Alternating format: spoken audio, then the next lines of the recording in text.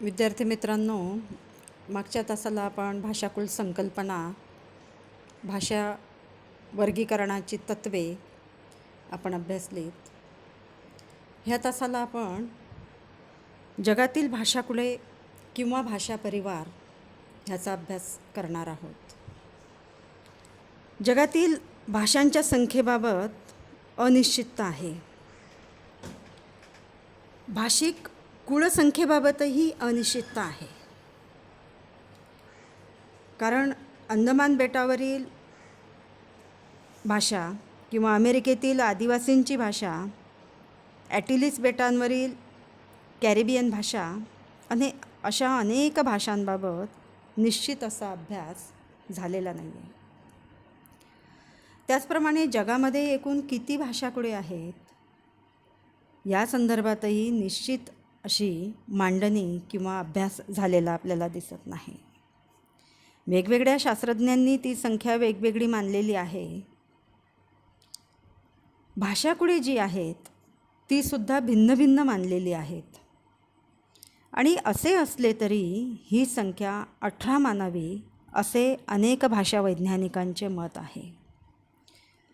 या भाषाकुळांचा विचार जर आपण केला तर ही जी 18 परिवारांची नोंद झालेली आहे किंवा 18 कुळांचे वर्गीकरण झालेले आहे ते कसे झालेले आहे ते आपण बघूया. इंडो युरोपियन कुळ किंवा भारत युरोपीय परिवार, दुसरा आहे द्रविडी परिवार, तिसरा बरुशक्ती परिवार, चौथा उरल अल्ताई परिवार, पाचवा कॉकेशस परिवार, सहावा चिनी परिवार ज्याला सिनो तिबेटियन परिवारसुद्धा म्हणतात, सातवा जपानी कोरियन परिवार, आठवा हायपरबोलियन परिवार, नववा बास्क परिवार, दहावा हेमेटिक सेमेटिक परिवार, 11वा सुदानी परिवार, 12वा बांडू किंवा बंटी परिवार, 13वा हो तेंतोत बुशमन परिवार, 14वा मलायो किंवा महूद्वीप परिवार, 15वा पापुई परिवार, 16वा ऑस्ट्रेलियन परिवार, 17वा दक्षिण पूर्व आशियाई परिवार आणि 18वा अमेरिकन परिवार. अशी 18 भाषाकुळं ही सांगितलेली आहेत.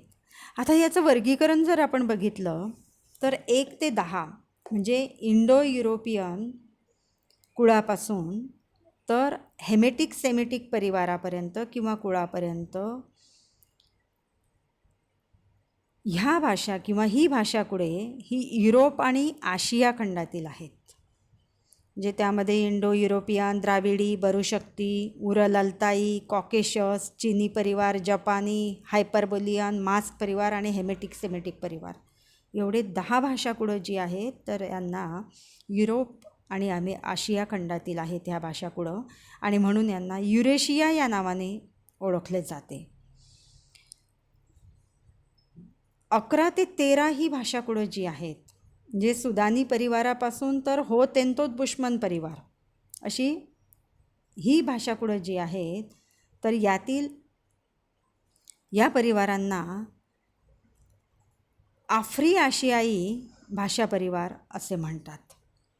आणि 14 ते 17 म्हणजे मलायो बहुद्वीप परिवारपासून तर दक्षिण पूर्व आशियाई परिवारापर्यंतची जी भाषाकुळं आहेत त्यांना प्रशांत महासागरातील बेटांच्या समूहावरील भाषाकुळे म्हणतात. आणि ही भाषाकुळे तिथेच आढळतात. आणि 18वं भाषाकुळ जे आहे अमेरिकन परिवार तर हे अमेरिका कालखंडातील आहे, त्या खंडातील आहे. आणि ही जी भाषाकुळं आहेत तर या भाषाकुळांच्या संदर्भामध्ये सुद्धा अनेक मतप्रवाह असलेले आपल्याला आढळतात. भारतातील ज्या भाषाकुळं आहेत ती 4 सांगितलेली आहेत. आपल्यासमोर आहे इंडो युरोपियन भाषाकुळ, द्राविडी भाषाकुळ, ऑस्ट्रो एशियाई भाषाकुळ आणि सिनो तिबेटियन भाषाकुळ. ही 4 भाषाकुळं ही भारतामध्ये आढळतात.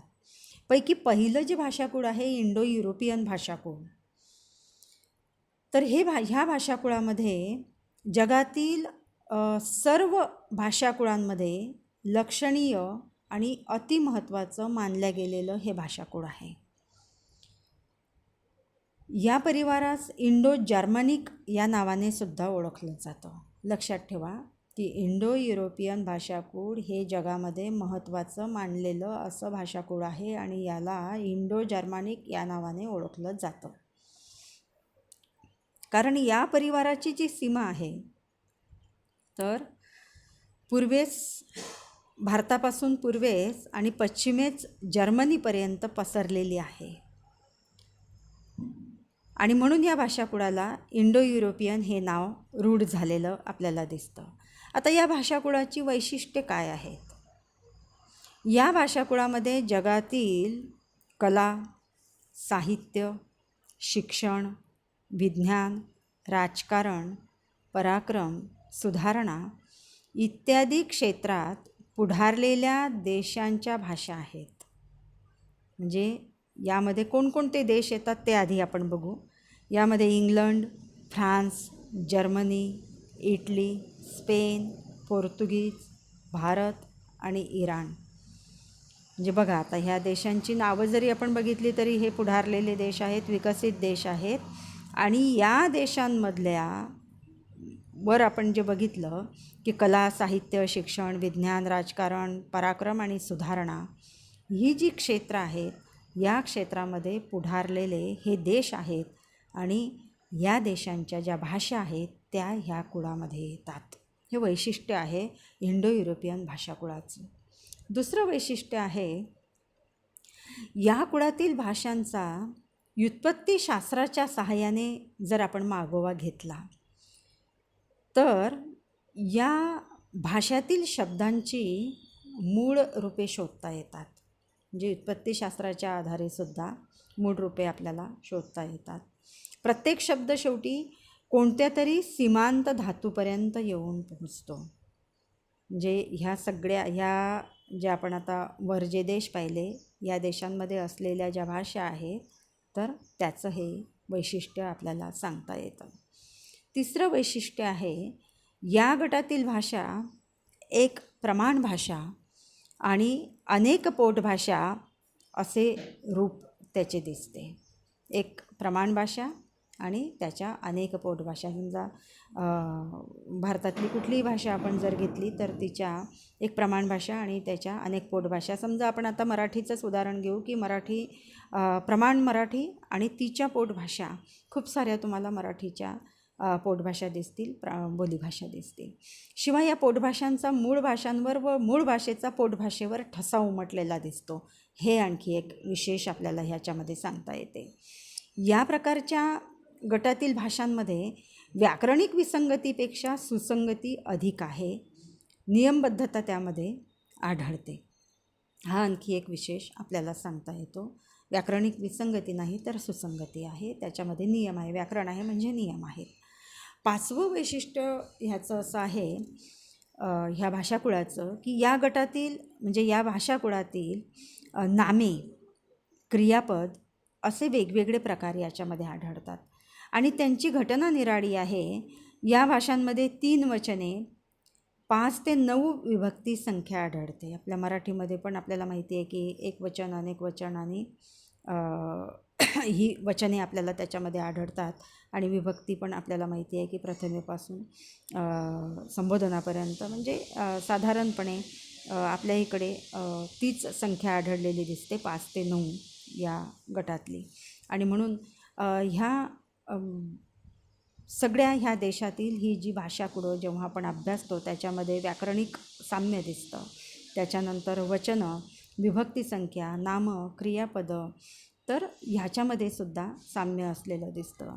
या गटातील भाषांमध्ये सामासिक शब्दांची निर्मिती झालेली दिसते. हा आणखी एक विशेष आपल्याला इथं सांगता येतो.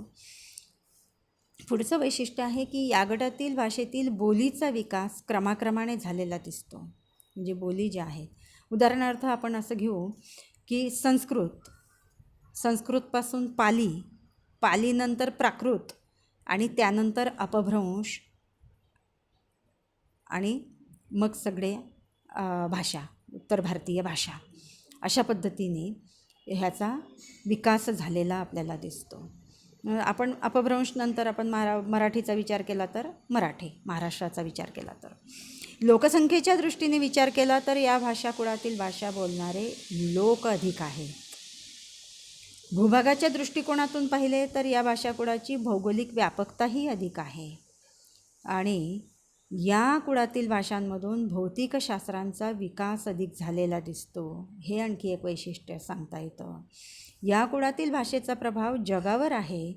राजकीय प्रभाव गाजविणारा हा भाषागट आहे आणि संशोधनाच्या बाबतीत ही वैज्ञानिक भाषिक संशोधन विपुल प्रमाणामध्ये किंवा विपुल संशोधन करणारा हा गट आहे.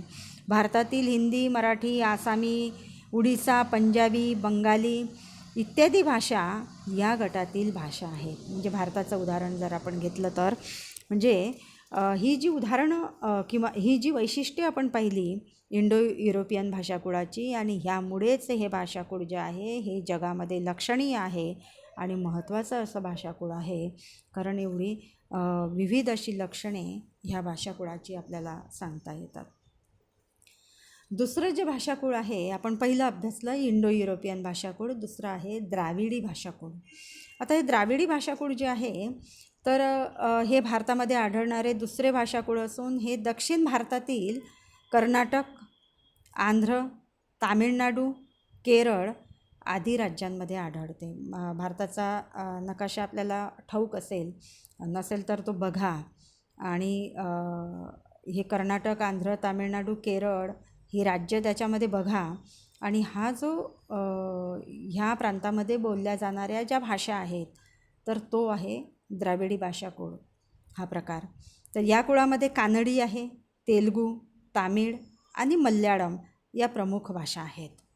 त्यांच्या पोटभाषा वेगळ्या पुन्हा. या भाषाही अतिशय समृद्ध भाषा असून या भाषेतील साहित्याला व साहित्यिकांना उच्च दर्जाची पारितोषिकेही आजपर्यंत प्राप्त झालेली आहेत. या भाषांना अभिजात भाषेचा दर्जासुद्धा दिलेला आहे. तर हा झाला द्राविडी भाषाकुळ. आपण वर बघितलं इंडो युरोपियन भाषाकुळ, त्याच्यामध्ये आपण हिंदी, मराठी, आसामी, उडीसा, पंजाबी, बंगाली या भाषांचा गट या भाषाकुळामध्ये येतात. आणि द्राविडी भाषाकुळामध्ये कर्नाटक, आंध्र, तामिळनाडू, केरळ ही राज्य आणि त्याच्यामध्ये कानडी, तेलुगू, तामिळ आणि मल्याळम या भाषा ही भाषाकुळं त्याच्यामध्ये येतात. ऑस्ट्रो आशियाई तिसरा प्रकार जो आहे, यामध्ये आशियाई भारतातील विविध डोंगरदऱ्यात राहणाऱ्या आदिवासी लोकांच्या भाषा या कुळामध्ये येतात. बिहार प्रांतातील भुंडारी, बंगालमधील संताडी, मेघालयातील खासी अशा अनेक भाषा या कुळातील आहे. या भाषांचा म्हणावा तसा अभ्यास झालेला नाही. आणि चौथा प्रकार आहे सिनो तिबेटियन भाषाकुळ. या कुळातील भाषा तिबेट ईशान्येकडील भागामध्ये बोलल्या जातात.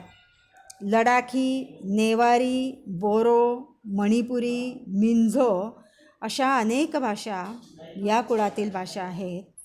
आणि अशा प्रकारे हे 4 भाषाकुळं आपण इथं अभ्यासली. इंडो युरोपियन, त्याची वैशिष्ट्ये, ते महत्त्वाचं भाषाकुळ असल्यामुळे आपण खूप सारी 12 वैशिष्ट्ये त्याची घेतलीत. दुसरं भाषाकुळ जे आहे ते द्राविडी भाषाकुळ. दक्षिणेकडची जी राज्य आहेत सगळी, त्या राज्यांमध्ये बोलल्या जाणाऱ्या त्या भाषा ज्या आहेत त्या या भाषाकुळामध्ये समाविष्ट होतात. ऑस्ट्रो आशियाई भाषाकुळामध्ये आशियाई भारतातील जे आहे तर डोंगरदऱ्यामध्ये राहणाऱ्या ज्या आदिवासी लोक आहेत त्यांच्या ज्या भाषा आहेत त्याच्यामध्ये उदाहरणं आपण घेतली की बिहार प्रांतातील भुंडारी आहे, बंगालमधील संताडी आहे, मेघालयातील खासी आहे. या ज्या भाषा आहेत या कुळामधल्या आहेत. आणि सिनो तिबेटियन हे जे भाषाकुळ आहे याच्यामध्ये तिबेट आणि ईशान्येकडील भागामध्ये बोलल्या जाणाऱ्या ज्या भाषा आहेत त्याच्यामध्ये लडाखी, नेरी, बोरो, मणिपुरी, मिंझो अशा अनेक भाषा या कुळामध्ये समाविष्ट होतात. तर असे 4 ही भाषाकुळं आपण इथं बघितलीत, अभ्यासलीत, त्याचा एक आकृती मी तुमच्यासमोर ठेवते आहे या भाषाकुळाची. पहिल्यांदा मी ठेवते आहे इंडो युरोपियन भाषाकुळ. इंडो युरोपियन भाषाकुळामध्ये आपण बघितलं होतं की याच्यामध्ये त्यांनाच आपण इंडो जर्मनिक या नावाने ते ओळखलं जातं. मी सांगितलं तुम्हाला तेव्हा मगाशी. तर इंडो इरानियन आणि इंडो जर्मनिक, तर इंडो युरोपियन भाषाकुळाचे हे जे 2 प्रकार आहेत, प्रमुख 2 प्रकार, आणि त्याचे उपप्रकार जे आहेत ते तुमच्यासमोर आहेत की शिनाईत, तुर्वारी, आर्मियन, अल्बेनियन, ग्रीक, स्लव्हिक, इटालिक, बाल्टो आणि कोल्टिक असे आपल्यासमोर हे 9 प्रकार आपण मी ठेवलेले आहेत. तर हा जो ही जी आकृती आहे किंवा हा जो तक्ता आहे तो इंडो युरोपियन भाषाकुळाचा आहे. तर आपल्या लक्षात आलं असेल की त्याचे प्रमुख 2 आपण प्रकार केलेले, इंडो इरानियन आणि जर्मानिक.